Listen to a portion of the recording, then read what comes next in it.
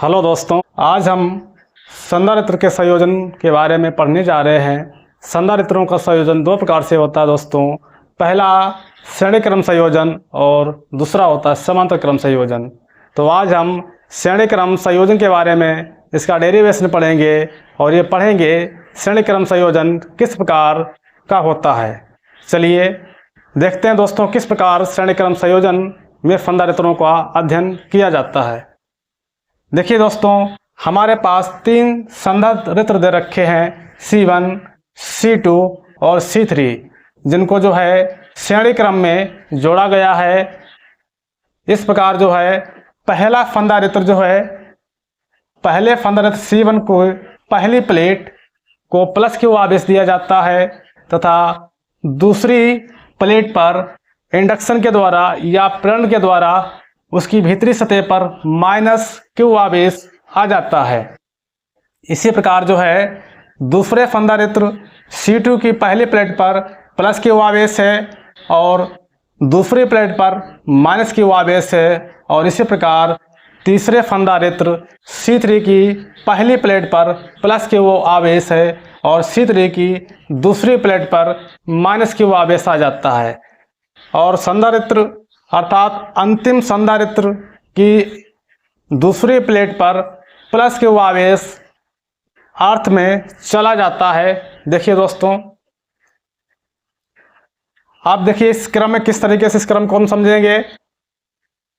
संधारित्र की पहली प्लेट को बिंदु ए से तथा संधारित्र की दूसरी प्लेट को यानी कि संधारित्र की दाईं प्लेट को संधारित्र C2 की पहली प्लेट से और संधारित्र C2 की दाईं प्लेट को संधारित्र C3 की बाईं प्लेट से जोड़ दिया जाता है और संधारित्र C3 की अंतिम प्लेट को बिंदु B से संधारित्र C1 की पहली प्लेट को बिंदु A से जोड़ देते हैं। यह क्रम श्रेणी क्रम संयोजन कहलाता है।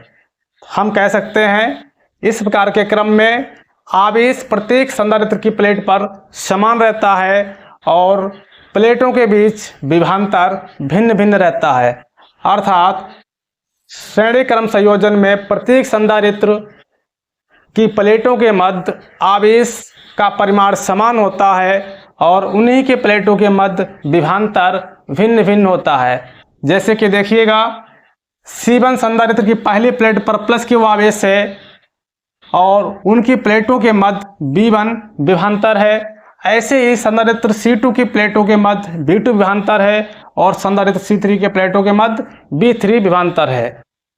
तो इसका देखिए डेरिवेशन बच्चों किस तरीके से करते हैं। अब यहाँ पर जो है माना तीन संधारित्र जो हैं C1, C2 और C3 जो श्रेणी क्रम में बिंदु E और बिंदु B के बीच संयोजित है या इनको बिंदु E और बिंदु B के बीच जोड़ा गया है।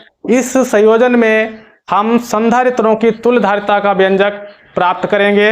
देखिए किस तरीके से, तो लिखेंगे माना तीन संधारित्र C1 तथा C2 और C3 श्रेणी क्रम में संयोजित हैं, अतः इनकी तुल्यधारिता प्राप्त करेंगे।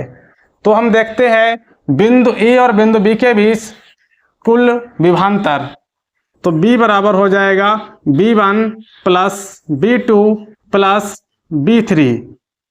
बिंदु A और बिंदु B के बीच कुल विभवांतर बराबर B बराबर B1 plus B2 plus B3। इसको क्वेश्चन नंबर 1 डाल लेंगे। अब लिखेंगे संधारित्र C1 के प्लेटों के मध्य विभवांतर B1 बराबर Q अपान C1। इसी प्रकार संधारित्र C2 की प्लेटों के मध्य विभवांतर B2 है, अतः B2 बराबर Q अपान C2। इसी प्रकार तीसरे संधारित्र की प्लेटों के मध्य विभवांतर B3 है, तो B3 बराबर हो जाएगा Q अपान C3। B1, B2 और B3 की वैल्यू समीकरण नंबर 1 में रखने पर देखिए तो B बराबर आ जाएगा Q अपान C1 प्लस B2 की वैल्यू है Q/C2 प्लस B3 की वैल्यू है Q/C3। श्रेणी क्रम में कुल आवेश हमारा स्मॉल q है और इसकी कुल धारिता C है, तो यहाँ पर B बराबर हो जाएगा Q/C।